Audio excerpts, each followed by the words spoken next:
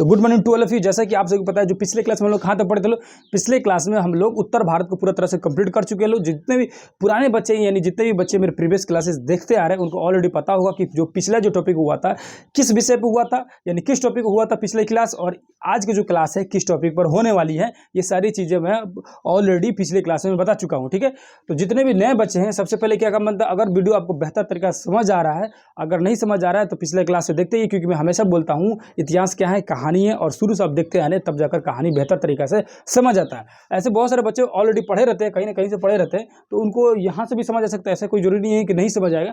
अगर बेहतर तरीका से समझ आ रहा है, आप भी बहुत सारे बुक से पढ़े होंगे, बहुत सारे यूट्यूब से देखे होंगे, लेकिन हमारे पढ़ाने का अंदाज या हमारे पढ़ाने के स्टाइल से आपको प्रभावित हो रहा है, यानी कि आपको बेहतर लग रहा है, तो चैनल को सब्सक्राइब जरूर कीजिए और जो बेल आइकन है उसको ऑन कर दीजिए, ताकि ऐसा वीडियो मिलते रहे और हमें अपने आप को संतुष्टि भी मिलते रहे। क्योंकि हमारे अंदर जो पढ़ाने की कीड़ा है वो आपको सब्सक्राइब करने से हमारे अंदर संतुष्टि मिलेगी। ठीक है, और जो पुराने बच्चे हैं, यानी जो ऑलरेडी सब्सक्राइब कर चुके हैं, वो ज़्यादा से ज़्यादा बच्चों के पास शेयर करें, ताकि बहुत सारे बच्चे हम लोग के साथ जुड़ सके। ठीक है, तो आज के वीडियो शुरू करेंगे। आज की वीडियो में क्या पढ़ना है, दक्षिण भारत के बारे में पढ़ना, जो पिछले क्लास में बता चुका हूँ, आज फिर से बता रहा हूँ।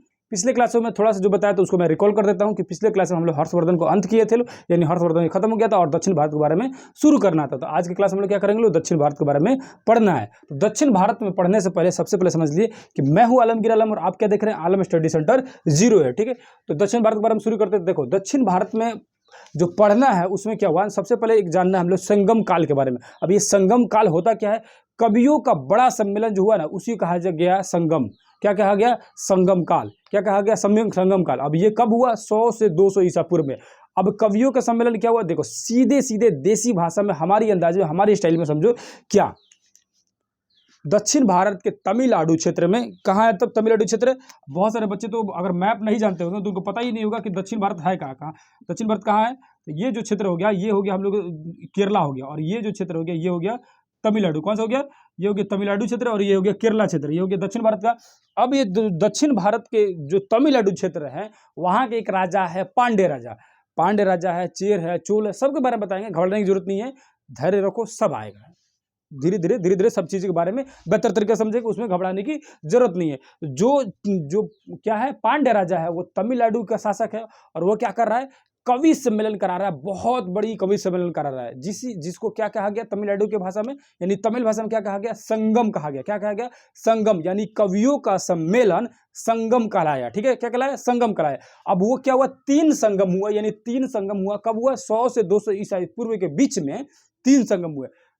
ईसा पूर्व नहीं, 100 से 200 ईस्वी में, सॉरी ईसा पूर्व मैंने बोल दिया, 100 से 200 ईस्वी में क्या हुआ, 3 क्या हुआ, संगम हुआ। अब प्रथम संगम, द्वितीय संगम और तृतीय संगम, तीनों के बारे में पढ़ना है हम लोग को, कि कौन कौन उसमें आए, किसने अध्यक्षता किया, क्या किया, क्योंकि इसके बारे में जानना बहुत ही जरूरी है, क्योंकि यहीं से हम लोग का दक्षिण भारत शुरू होता है।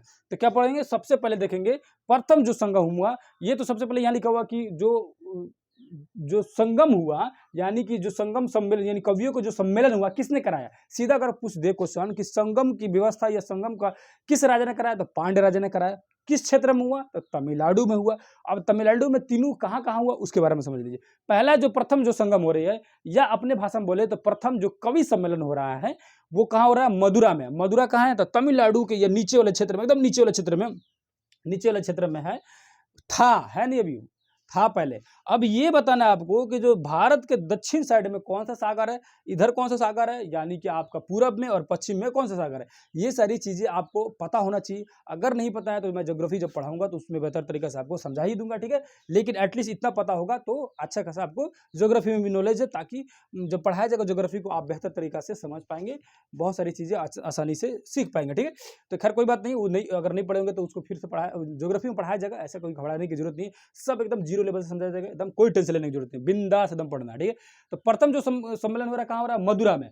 मदुरा में हो रहा है। अब जो मदुरा जो क्षेत्र है, वो क्या हो गया, इस समय वर्तमान में जलमग्न हो गया। क्या हो गया, जलमग्न। यहाँ पे लिखा हुआ है जलमग्न हो गया। जलमग्न मतलब क्या हुआ, डूब गया है। यानी कि मान के चलो, जो मदुरा वाले क्षेत्र जो होगा, यहाँ होगा। क्या होगा, यहाँ होगा। दिख रहा है, थोड़ा सा अलग दिख रहा है कि नहीं, कैमरा में दिख रहा है कि नहीं, थोड़ा सा अलग।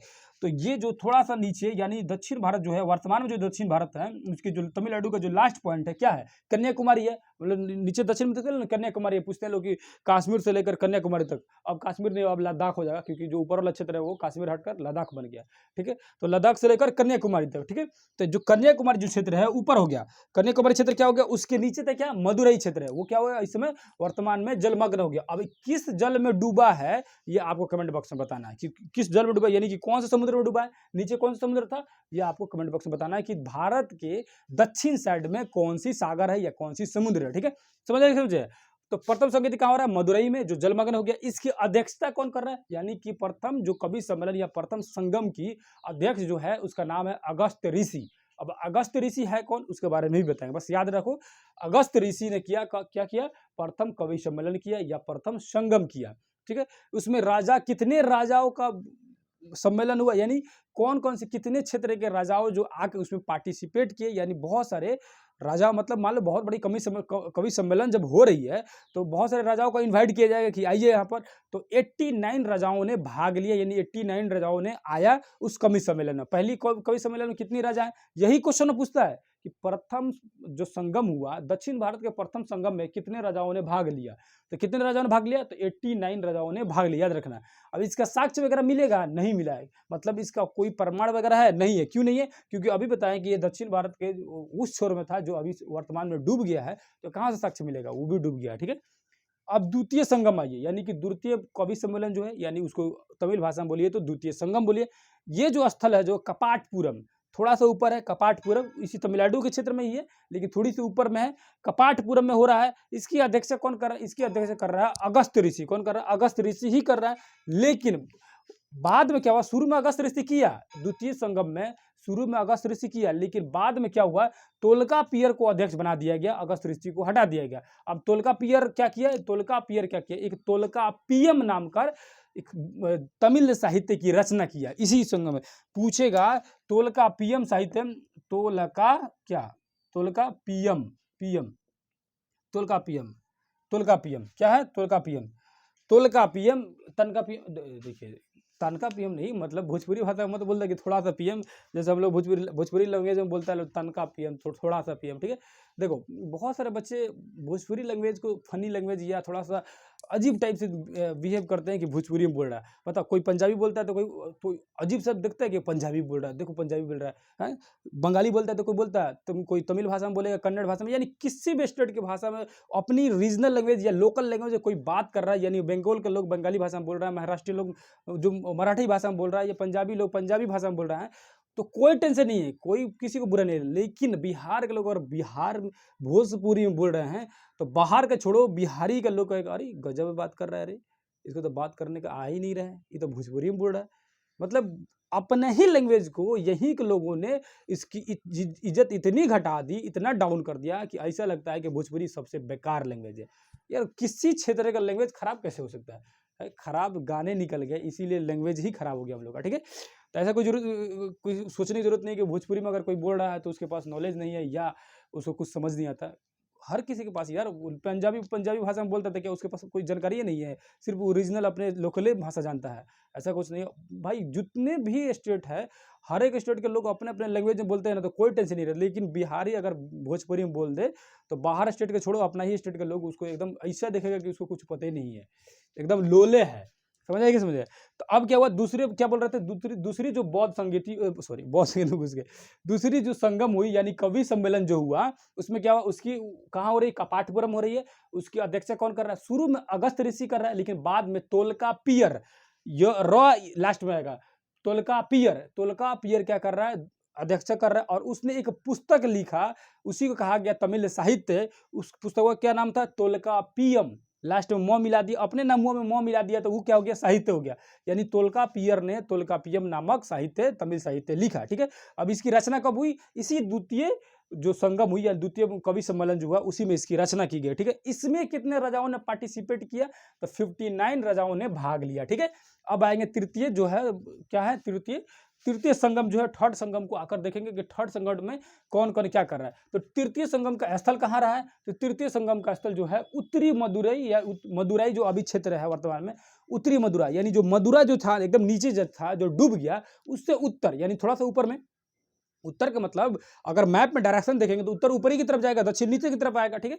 तो उत्तर यानी कि मदुरा जो क्षेत्र है जो डूब गया, उससे उत्तर और एक क्षेत्र था मदुरई, उस क्षेत्र में क्या हो रहा है, थर्ड जो कवि सम्मेलन या तृतीय जो तीसरी जो संगम जो हो रही है कहाँ पे, मदुरई में। अब इसकी अध्यक्षता कौन कर रहा है, नकियर। कौन कर रहा है, नकियर।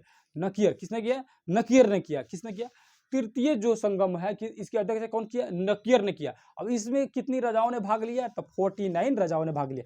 पहली में कितने राजा भाग रहे हैं, 89, दूसरी में 59, तृतीय में 49, याद रखना 89 59 49, याद रखना 89 59 49, तीनों संगम याद रखना। ये राजाओं वाला जो क्वेश्चन है ना, ये बहुत बार पूछ चुका है, ठीक है। इसको याद रखना है कितने, कौन सा संगम है कि कौन सी, कितने राजाओं ने पार्टिसिपेट किया यानी भाग लिया उसमें, उसको आमंत्रित किया गया था, ठीक है। अब देखेंगे तीनों जो संगम जो हुआ कहाँ हुआ, तमिलनाडु में हुआ। किस राजाओं ने कहा, पांड्य राजाओं ने कहा कराया, यहाँ पे लिखा हुआ जैसे कि मैं शुरू में ही बता चुका हूँ, ठीक है। अगस्त ऋषि को जो मैं बोल रहा था कि अगस्त ऋषि के बारे में फिर थोड़ा सा बता देंगे कि अगस्त ऋषि जो क्या है, पहली जो कवि सम्मेलन है उसमें उसकी अध्यक्षता कर रहा है, दूसरी कवि सम्मेलन भी थोड़ी देर के लिए रह रहा है, बाद में भले तुल्कापियर आ रहा है, लेकिन द्वितीय जो कवि सम्मेलन उसमें भी भाग ले रहा है कौन, अगस्त ऋषि अध्यक्षता कर रहा है, ठीक है, अध्यक्षता कर रहा है। अब अगस्त ऋषि है कौन, देखो काशी बनारस क्षेत्र के रहने वाले थे, लेकिन तमिलनाडु में क्या हुए, जाकर बस गए थे। क्या किए थे, तमिलनाडु में जाकर बस गए थे, ठीक है। और इनको क्या कहा जाता है, तमिल साहित्य का जनक कहा जाता है। पूछेगा क्वेश्चन, तमिल साहित्य का जनक किसे कहते हैं, तो अगस्त ऋषि को कहते हैं। बहुत ही इंपॉर्टेंट क्वेश्चन है, एकदम दिमाग में लोड कर लेना, एकदम नोट कर लेना, या तो कॉपी में नोट कीजिए या माइंड में नोट कर लीजिए, दोनों एक ही बात है, ना माइंड में से निकलता है ना ही कॉपी में से भूल सकते हैं। ध्यान देकर नोट करेंगे तब, कॉन्सेंट्रेट होकर, ठीक है। तो अगस्त ऋषि क्या कहा जाता है, तमिल साहित्य का जनक कहा जाता है। क्या कहा जाता है, तमिल साहित्य का जनक किसे कहते हैं, अगस्त ऋषि को, ठीक है। समझ आएगी, समझे। अब जो है हम लोग संगम काल का जो 100 से 200 ईस्वी जो था, उसमें संगम काल में 3 जो कवि सम्मेलन हुए या जो 3 जो संगम हुए, उसके बारे में हम लोग डिटेल से समझ लिए लो। अब हम लोग क्या समझना है, अब जो इस संगम में जो संगम काल में जो राजाएं थे, जो वंश जो था, उनके बारे में पढ़ना। कौन कौन से राजा थे, चेर वंश या चेर राजा, पांड्य राजा और चोल राजा। इन तीनों के बारे में नेक्स्ट वीडियो में डिटेल से समझा जाएगा। अब क्या करेंगे हम लोग, चेर के बारे में पढ़ेंगे, लोग चोर के बारे में पढ़ेंगे, लोग पांड्य के बारे में पढ़ेंगे। इन सारी राजाओं के बारे में हम लोग को डिटेल से समझना है। तो यहीं तक इसको खत्म करते हैं, और अगर समझ नहीं आ रहा होगा तो कमेंट कर आपको जरूर पूछना है। एक ट्रिक थोड़ा सा बता दे रहे हैं हम लोग को, अपना भोजपुरी लैंग्वेज में जो ट्रिक है उसको बता दे रहे हैं कि जो कौन कौन से अध्यक्षता किया, अध्यक्षता बता दे रहे हैं कि प्रथम जो संगम हुआ, द्वितीय संगम, तृतीय संगम की अध्यक्षता किसने किया। एक छोटी सी ट्रिक है, बस उसको अगर अच्छा लगेगा तो आपको याद कर लेना, ठीक है। पहली जो क्या हुआ, पहली जो अभी बताया कि पहला जो अध्यक्षता कौन कर रहा है, कौन, जाहिर सी बात है तमिल साहित्य के जनक किसे कहते हैं, यानी बहुत बड़ा आदमी है तमिल साहित्य का जनक, तो अगस्त ऋषि कहा है। तो ये नाम तो कोई भूले करे, क्योंकि ये तमिल साहित्य का जनक है। एक तो काशी बनारसी का रहने वाला है, तमिलनाडु में जाकर बस गया। तो पहली जो संगम हो रही है यानी कवि सम्मेलन हो रही है, पहली संगम जो हो रही है किसने कराया, अगस्त ऋषि। उसके बाद द्वितीय किसने कराया, तो तोल्कापियर। कौन क्या, तोल्कापियर। तो उसने क्या बोला कि तनका पियेंगे यानी थोड़ा सा पियेंगे, लेकिन क्या किया गया, उसको ज्यादा पिला दिया गया, ठीक है। बस इसे याद रखो। उसको वो क्या किया, अगस्त ऋषि बोला तोल्कापियर से कि थोड़ा सा पियेंगे। तोल्कापियर क्या बोल रहा है कि तनका पियेंगे, लेकिन उसको क्या किया, ज्यादा पिला दिया गया। ज्यादा पिला देने से क्या हो गया, नकियर मतलब नकिया गया। हम लोग अपनी भाषा में बोलते हैं नकिया जाना, यानी किसी चीज से मन हट जाना, एकदम मतलब ओवर जब हो जाता है ना, ओवरफ्लो होने लगता है। मान लो खाते खाते बोलते, खाते खाते कितना खाइए, नकिया गया है खा के, क्या बोलते हैं, नकिया गया खा के, यानी कि ओवर हो गया, ठीक है। तो क्या हुआ, अगस्त ऋषि तनका पीना था लेकिन पी लिया ज्यादा, यानी तोल्कापियर। तनका पीना था, पी लिया ज्यादा, तो क्या हो गया, नकिया गया यानी नकियर। समझे, समझे। तीनों संगीति का और तीनों संगीति के जो तीनों संगम जो हुआ, उस संगम का क्या अध्यक्ष के बारे में याद कर लिया, ठीक है। तो और कोई भी कहीं भी दिक्कत आपको लग रहा होगा तो कमेंट बॉक्स में जरूर बताना है, कमेंट कर जरूर पूछना है, ठीक है। तो नेक्स्ट वीडियो मिलेंगे, तब तक के लिए धन्यवाद, नमस्कार, अस्सलाम वालेकुम, जय हिंद, जय भारत।